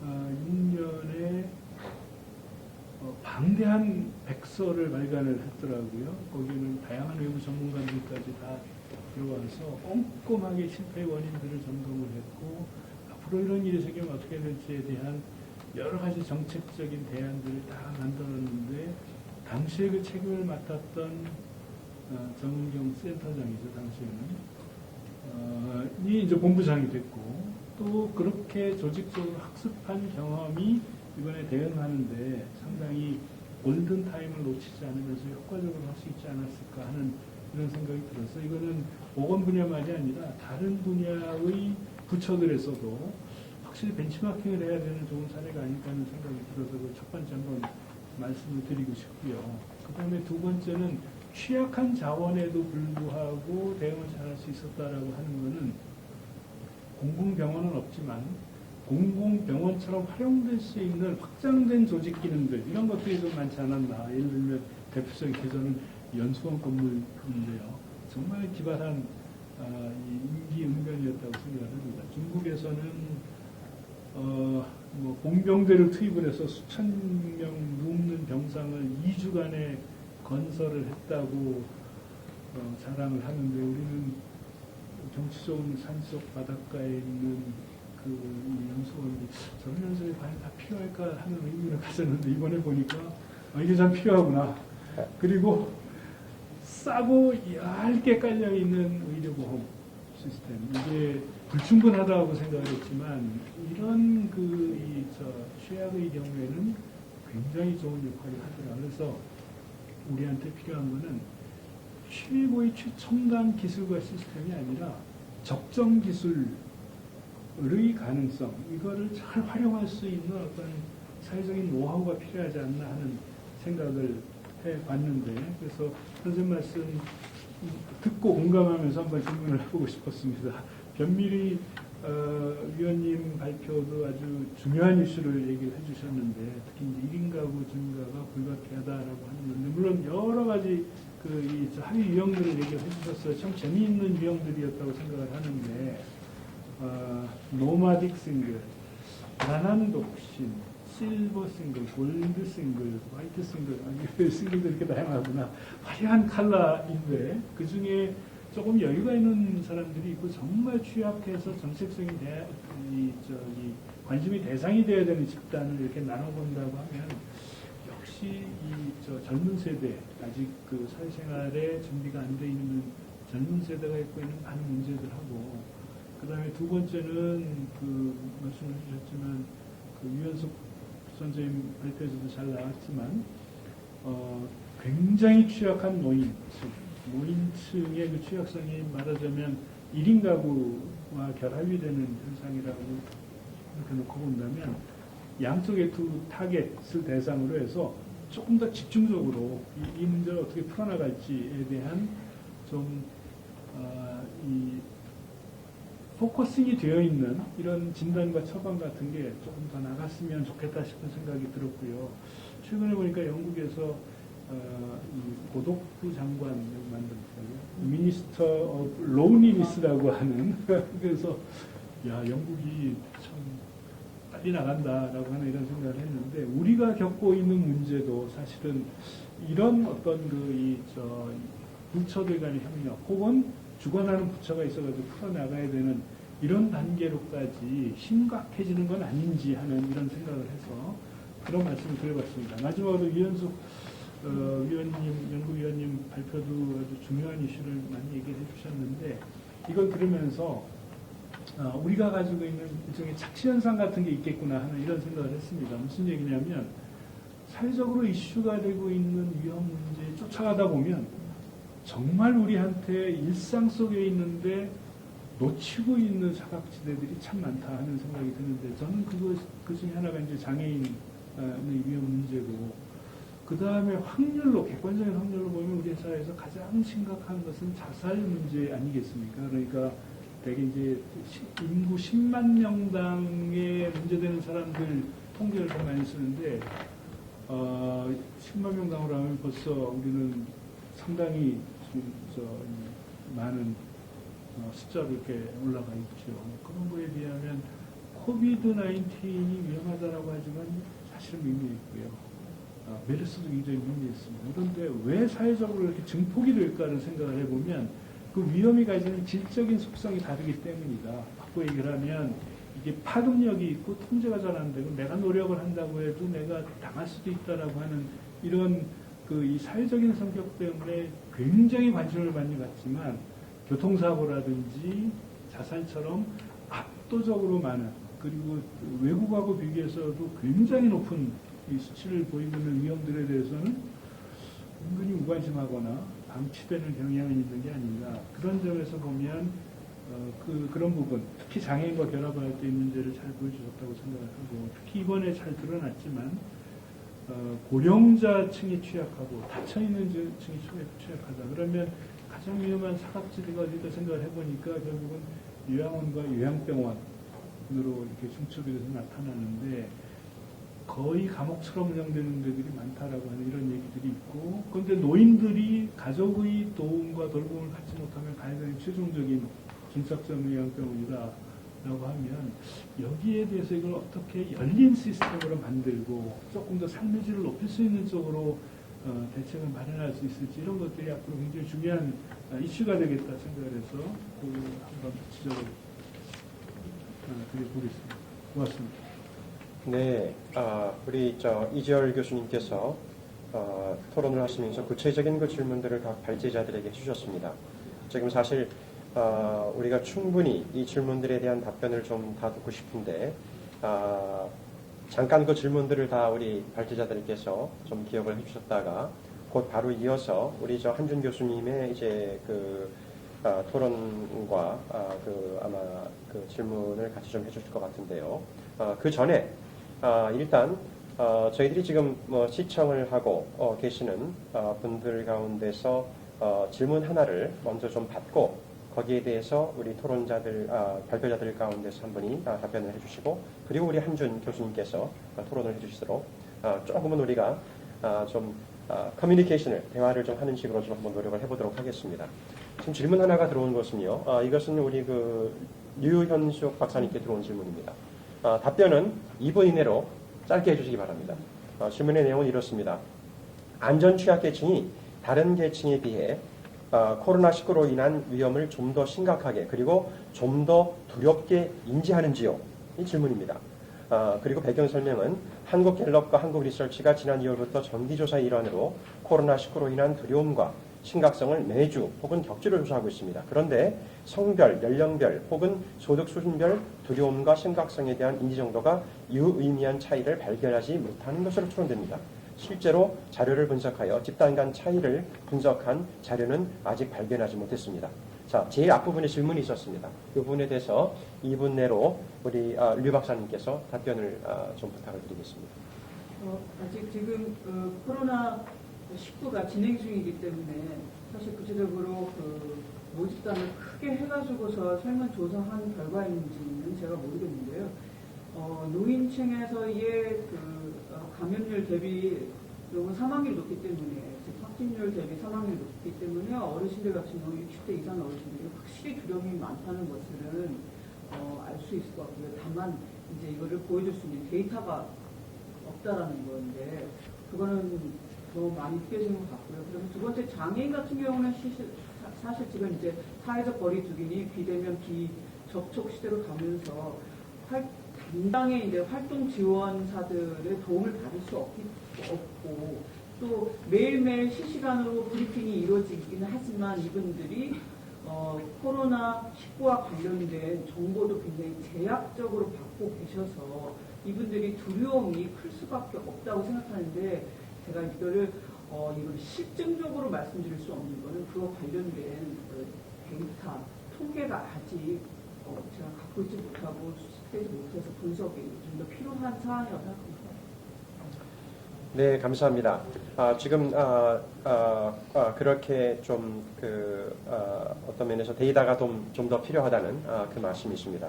자, 다시 우리 그 두 번째 토론자이신 연세대학 한준 교수님께서 6분 7분 정도에서 좀 토론을 해주시고 필요한 그 질문들도 발제자들에게 직접 해주시면 좋겠습니다.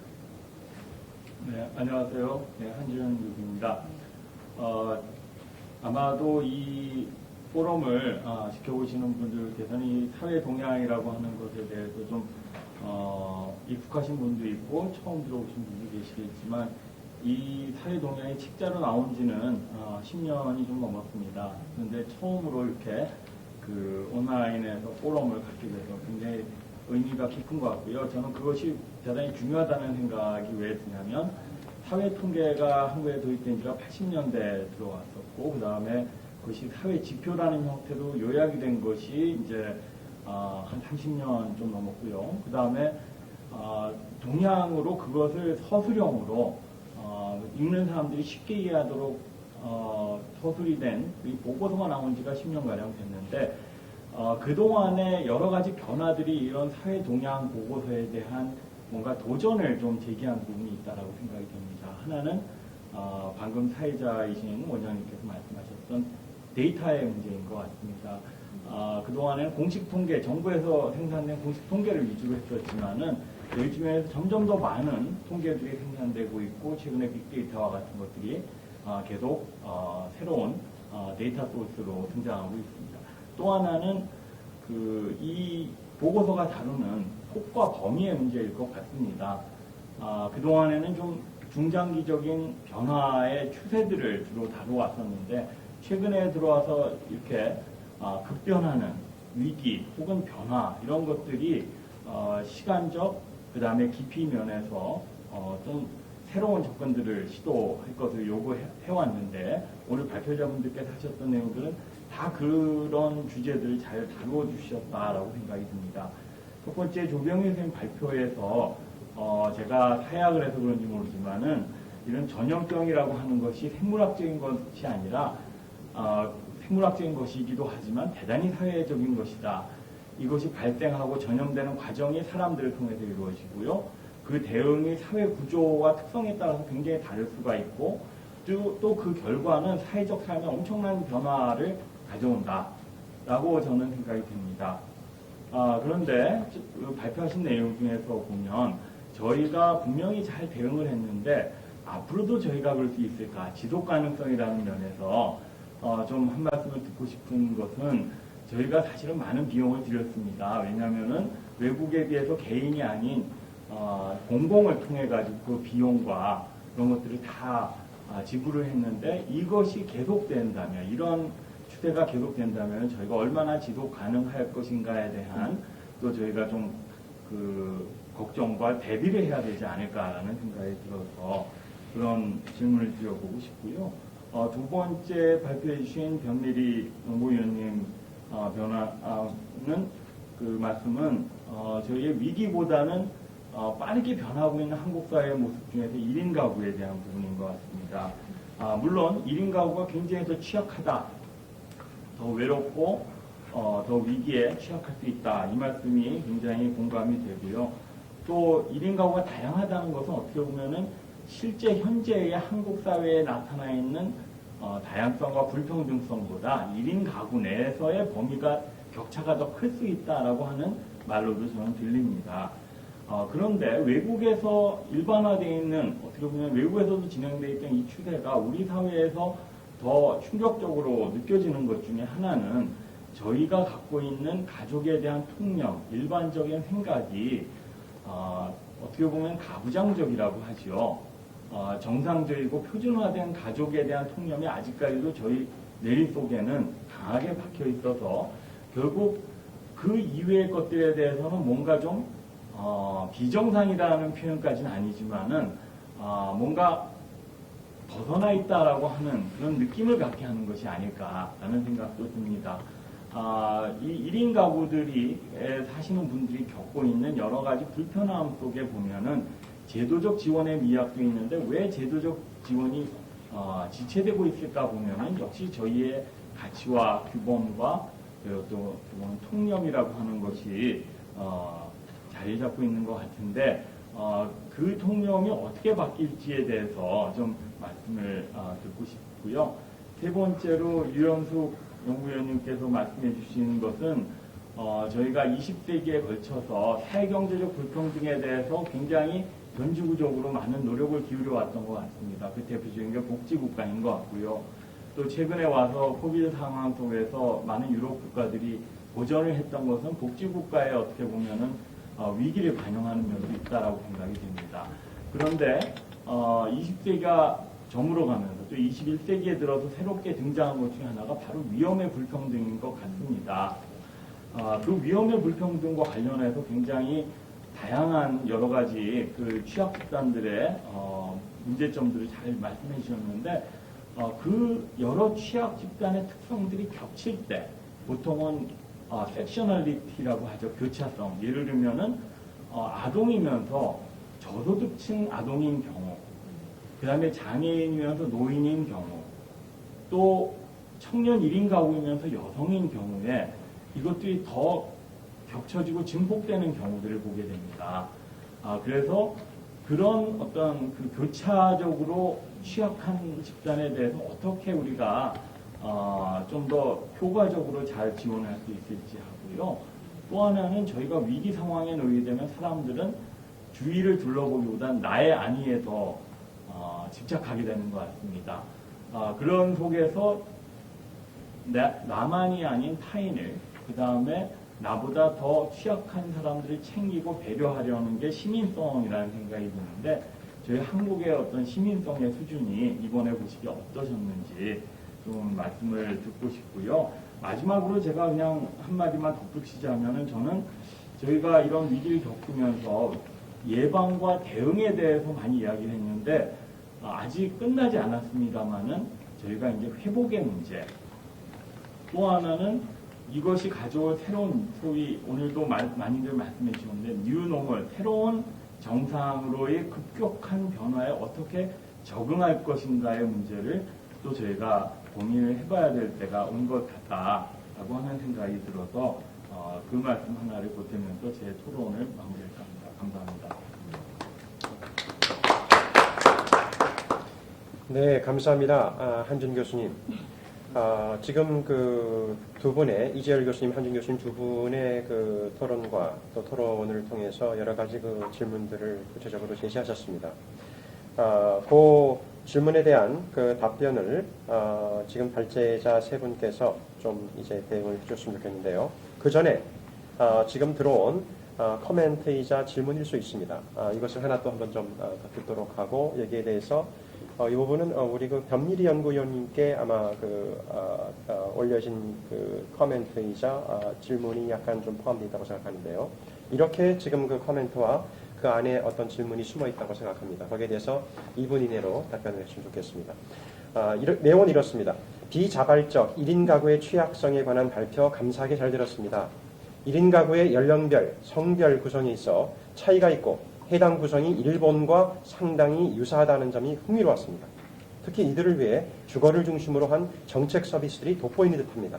언택트 시대의 언택트를 컨택트로 이끌어내는 정책, 예를 들자면 고립 예방과 상호 돌봄 관련 정책, 이런 것들과 더불어서 언택트 상황에서 이들의 어려움을 파악하고 지원할 수 있는 정책도 함께 필요한 듯합니다. 그러면서 추가적으로 더 내용이 있었는데 끊겼습니다. 제일 마지막에 아마 그런 정책의 필요성에 대해서 이제 이야기를 하시면서 아마 좀 그 질문을 하고자 하셨던 것 같은데 그 마지막 부분에 대해서 어떤 좀 그 응답을 좀 해주시면 좋겠습니다. 네, 그러니까 1인 가구, 우리 사회 1인 가구는 너무 급증하다 보니까 사실 정책 사이드에서 사실 정책 준비도가 사실 낮은 편입니다. 그러니까 1인 가구는 이미 30% 가까이가 증가했는데 그럼에도 불구하고 최근에 어떤 국가 차원에서 아니면은 각각 방역단체 차원에서 아니면 기초 차원에서 1인 가구 지원을 하기 위한 여러 가지 법과 제도를 만들고 있습니다. 그것이 이제 서울시의 1인 가구 기본 계획이라든지 부산시에서 1인 가구 지원 조례라고 하는 것도 있고 여기 대전시에서도 1인 가구 관련 조례가 있습니다.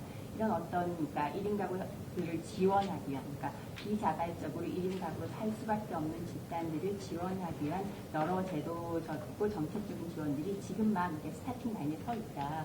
그리고 그 어떤 지원의 핵심은 사실은 물리적인 것들, 그러니까 우리가 집이라든지 뭐 그러니까 그런 것들은 사실 엄청난 예산이 드는 부분들이고 그래서 그 부분과 함께 사실은 그러니까 고립될 수밖에 없는 그러니까 1인 가구의 어떤 그러니까 기회 구조가 높으니 그들을 지원하기 위한 일종의 소셜 케어링 서비스라고 하는 것들이 어떤 지금 현재 정책 지원의 그러니까 핵심적인 요소다라는 부분들을 말씀드리고 싶습니다. 네, 감사합니다. 다시 우리가 나머지 그 이제 중요한 질문들을 두 토론자께서 해주셨는데 우리 조병희 교수님 첫 번째 신종 감염병 발생 동향과 함의에 대해서 발표를 하셨는데요. 그 부분에 대해서 우리 한준 교수님과 이재열 교수님께서 구체적인 그 질문도 하셨고 좀 코멘트 주셨습니다. 우리 조 교수님께서 거기에 대해서 좀 응답을 해주시면 좋겠습니다. 네.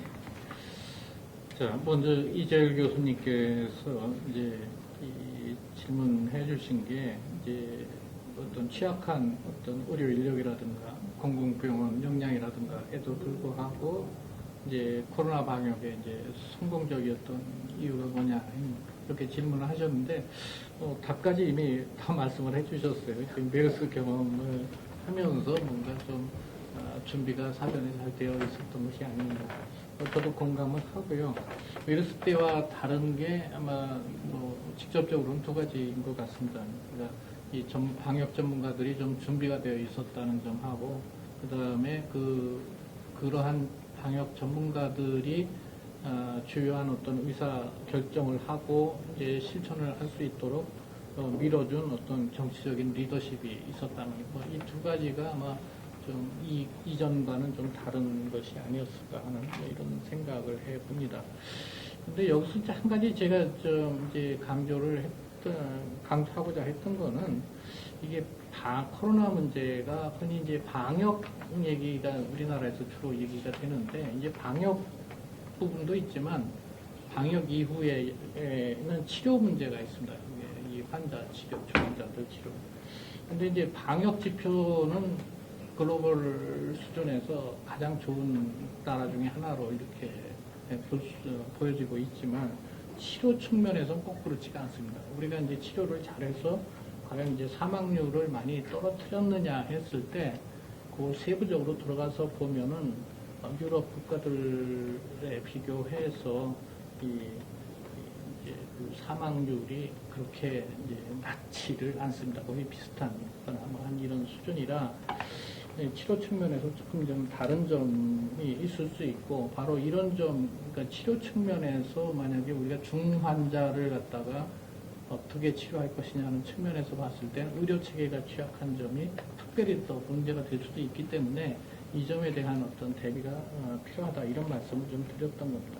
그다음에 다른 하나 더 말씀을 드릴 거는 기존에 이제 그 방역 전문가들이 주로 이제 그 의사들이고 이분들은 이제 바이러스의 특성을 주시하면서 이제 방역 대책을 세우고 이제 뭐 이렇게 했습니다. 그런데 상대적으로 좀 약했던 거는 이제 그 감염 대상은 우리 인간인데 인간이 잘 아시는 것처럼 대부분 이제 사회학 전공을 하셨으니까 어떤 그 공포감도 갖고 그 다음에 그 어떤 뭐 이 권위나 명령에 대한 어떤 순응하는 정도도 달라지고, 그다음에 실천의 정도, 뭐 위생 실천에 대한 정도도 시시각각으로 이제 변화하는 겁니다.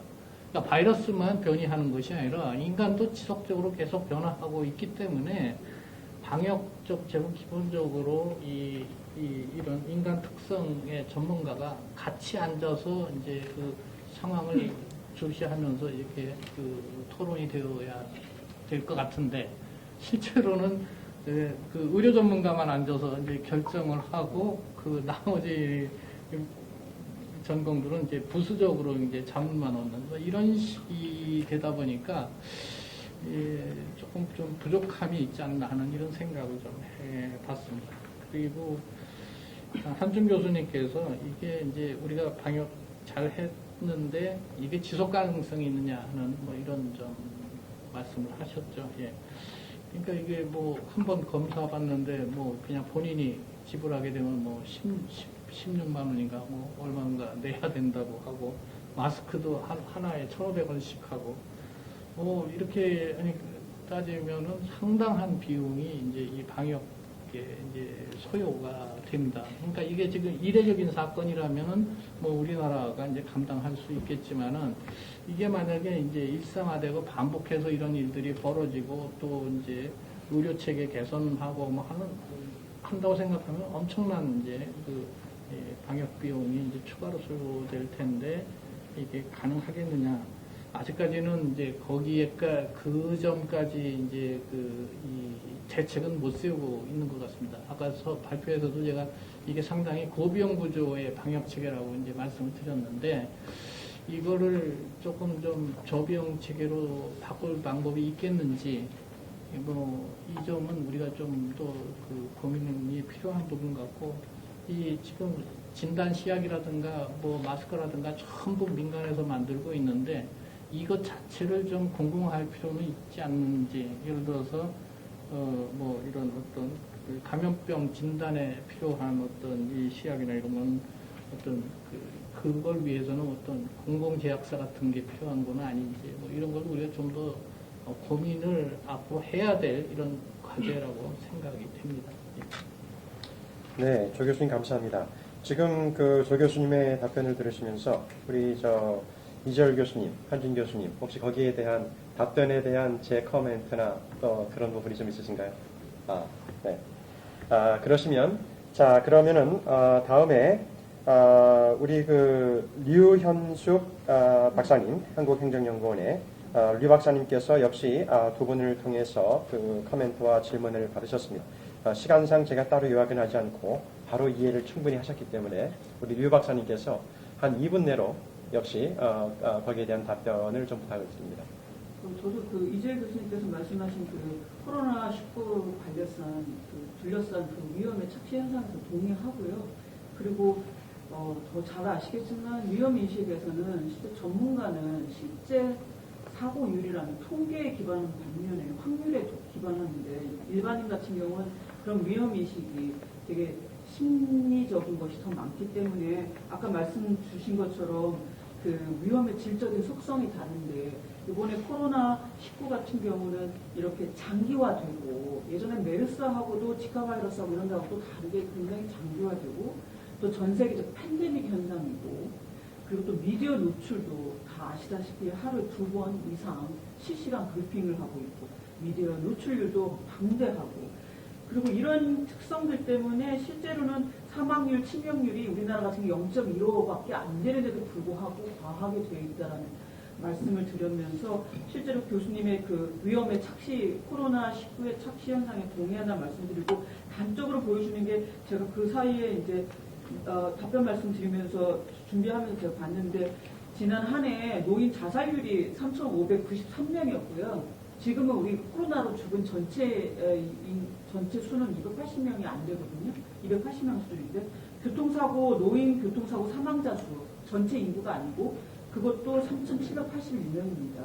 그거에 비하면 굉장히 극히 미미하기 때문에, 앞서 시청하신 분이 질문 준 거하고 마찬가지로 아마도 그 위험 지각이 비장애인인 장애인 또 혹은 안전 취약계층하고 비안전 취약계층하고 다른 것도 극히 위험에 대한 보도는 굉장히 많지만 사망률 자체가 낮기 때문에 그런 그 두 그룹 간의 차이가 작지 않았나 싶고요. 또 한준 교수님께서 주신 말씀 굉장히 저는 적시하고 시적절한 지적이라고 생각하는 말씀드릴 수 있고 제가 느꼈던 문제의식인 것 같아요. 우리나라의 그 소위 안전복지, 안전지원 서비스라는 게 이런 식으로 구분되어 있습니다.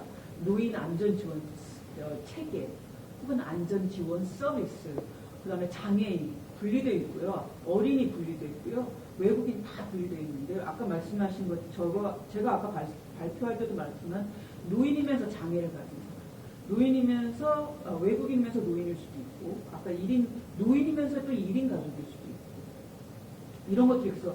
아까 저는 그 이런 취약성의 중첩성 또는 취약성의 안전 취약계층의 어떤 취약의 다층성이라고 말씀드렸는데 아까 그게 섹셔널리티 말씀 주신 것 같아요. 그래서 실제로는 이런 안전 취약계층에 대한 안전복지 지원 서비스가 효과적이고 실효성이 있으려면 제 생각에 봤을 때는 지금 이제 법무처 협조가 필요한 건 당연한 거고요.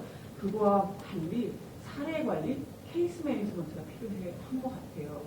장애를 가지면서 노인이면서 그러면서 여성 1인 가족이거나 이런 식으로 사람마다 다르고 그 다음에 케이스마다 달라서 이런 정책 대상을 중심으로 한 사례관리 접근이 필요한 시점이 아닌가 말씀드리고 싶고 또 한국의 시민성과 관련돼서 이번 방역 체계 과정에서 보여준 한국의 높은 시민성, 성숙한 의식을 많이 보여주는데 이것도 항상 조건부였던 것 같아요.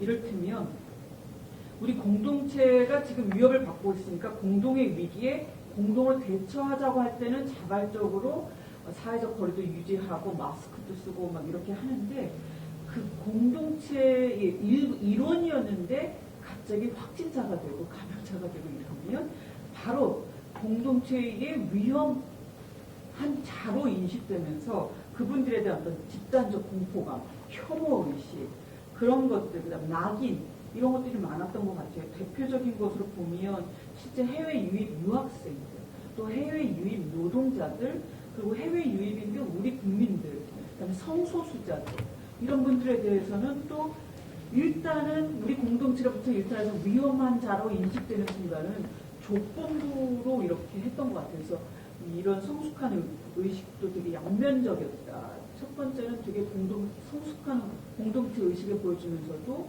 거기에서 피하 구분이 되면서 바로 그 공동체에 위험이 된다고 생각하는 일탈한 사람들에 대해서는 혐오와 집단적 어떤 배제 그런 것들이 좀 가해지지 않았나. 그래서 다 아시다시피 확진자의 동선 정보를 공개하는 거 있어서도 이후에 우리나라의 정부의 정책을 바꾼 걸 보면 개인의 프라이버시가 너무 침해되기 때문에 그런 면들에 있어서는 좀 성숙도가 떨어지지 않았나 이런 생각을 합니다. 네, 거기까지. 네, 네. 감사합니다.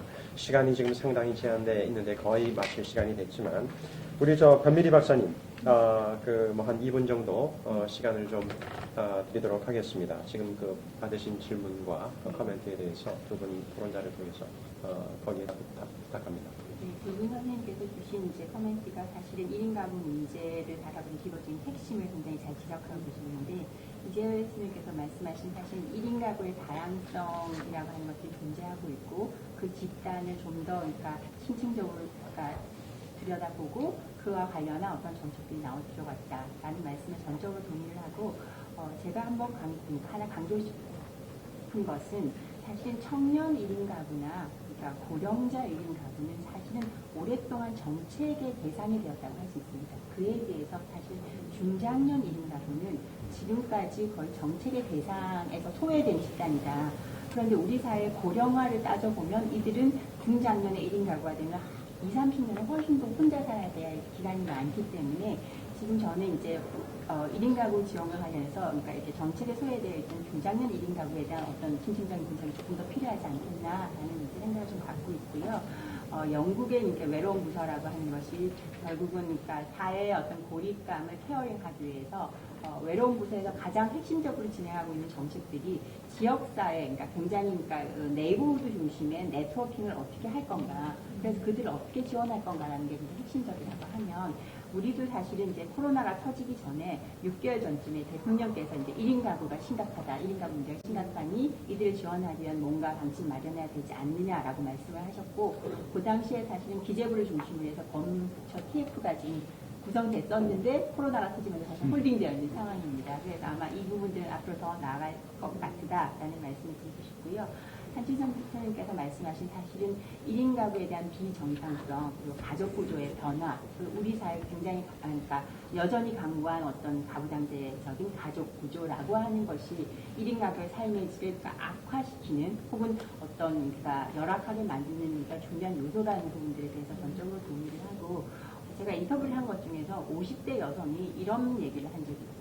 내가 혼자 산다는 이유만으로 나는 너무 많은 차별을 당하고 있어요 라고 하는 말씀을 한 적이 있는데, 사실은 그러니까 그런 맥락에서 보면 이것을 어떻게 바꿔내야 될 것인가 라고 하는 부분에 있어서는 지금 이제 3차 건강가정기본법에서 1인 가구를 가족구조의 하나로 들어갔어요. 그러니까 법으로 들어갔고, 그다음에 2020년 그러니까 센서스 조사에서도 1인 가구와 관련한 문항이 세 문항으로 지금 들어가 있는 상황이거든요. 그렇다고 하면 어찌되었든 우리 사회에서 그러니까 나타나고 있는 이 문제들을 사회가 조금씩 정책 준비를 높이기 위해서 조금은 나가고 있다라는 말씀을 드리고 싶습니다. 감사합니다.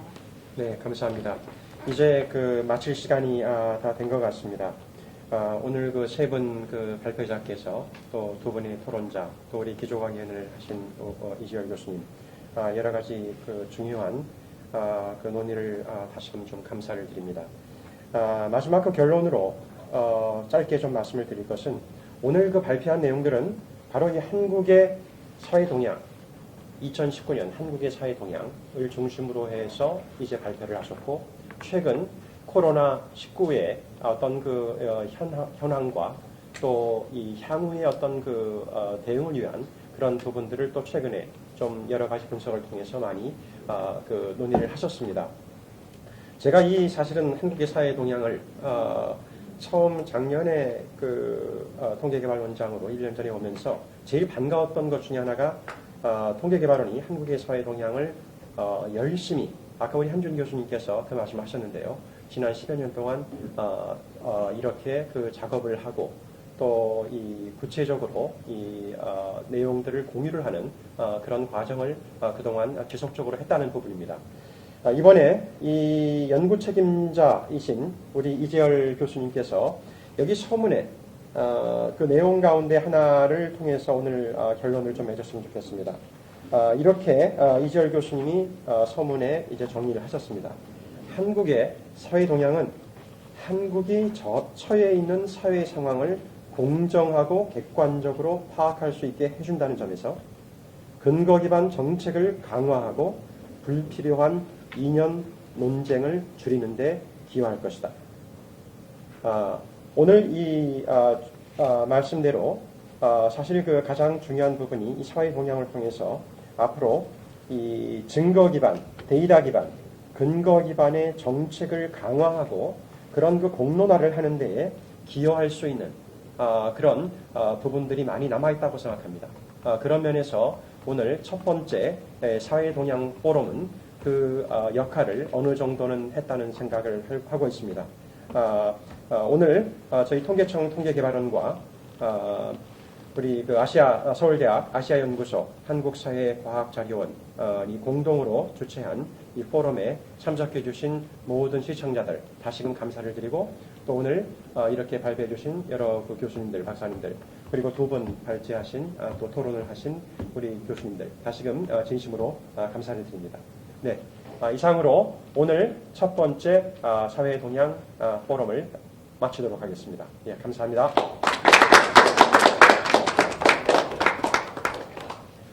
네, 이것으로 제1회 한국의 사회 동향 포럼을 마치겠습니다.